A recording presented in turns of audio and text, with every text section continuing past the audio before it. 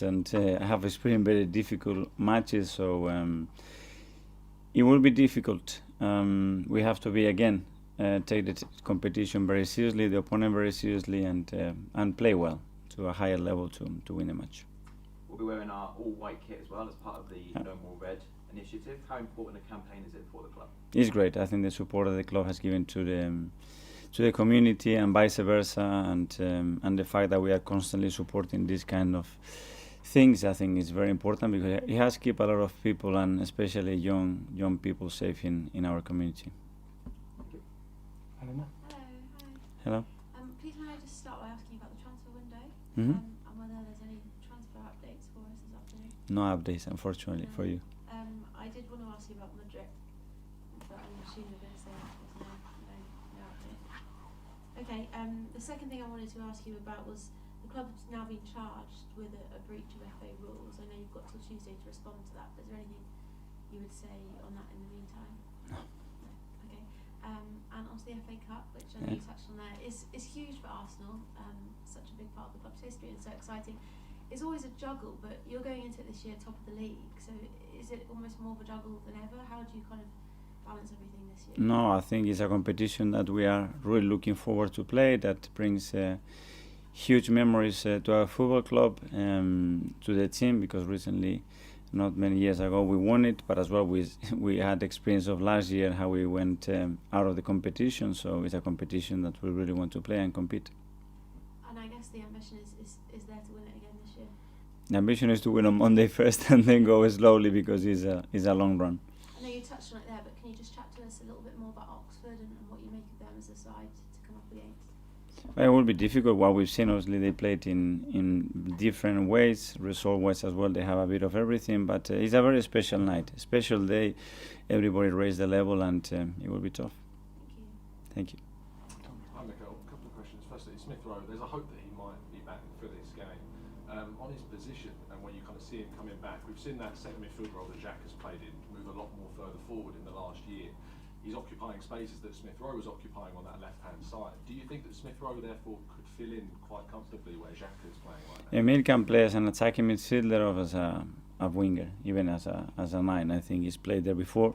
First of all, we need him fit at his best, and when we have that, we have an incredible player that we have missed a lot in the last few months, and if tomorrow he trains well, he will be hopefully available to give us something in the game.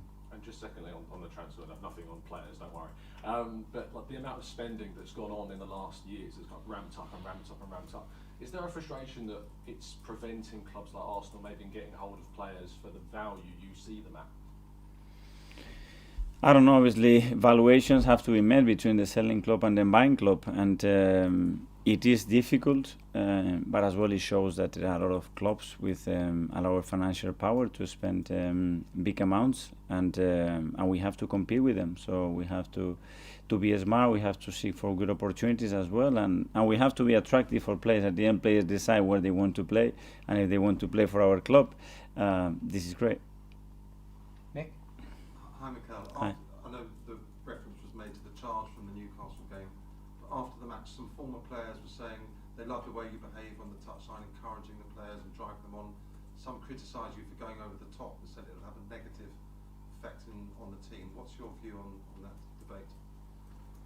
I'm not part of that debate. I think publicly they can't have their opinions. I try to do my best for this football club, to defend it, to promote it, to play with the passion that I believe the game has to be played. And there are moments, it's not the same that I behave against West Ham or the game. Every game is special. If you look at every manager, they behave very differently regarding the circumstances. You cannot take the context out of a situation. I don't think that is fair, but that's me. Here and in the pitch, it's me. I'm sorry for the good and the bad. What is it you're mainly trying to achieve when you're giving instructions? Is it instructions? Is it encouragement? Well, depending. The other day it wasn't very focused on that. It was focused on other aspects. Do you think it has an impact on the way the players feel, the way you behave? That's not for me to say. I read a lot of times that this team is the mirror of the coach or the passion of this.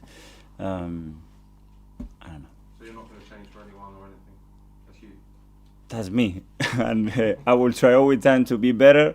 And for sure, whatever I do, if it's tomorrow, the next day, the next one, is to make the club stronger, my play is better, and play better and win for sure.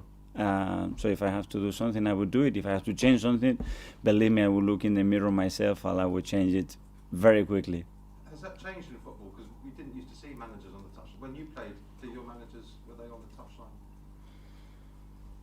Different, I don't know. Yeah. I think it's difficult to see. I remember a lot of managers. I had one in particular. It was incredible, but it's different. And there are moments, one manager is not the same 20 years later for the circumstances as well, not just the age.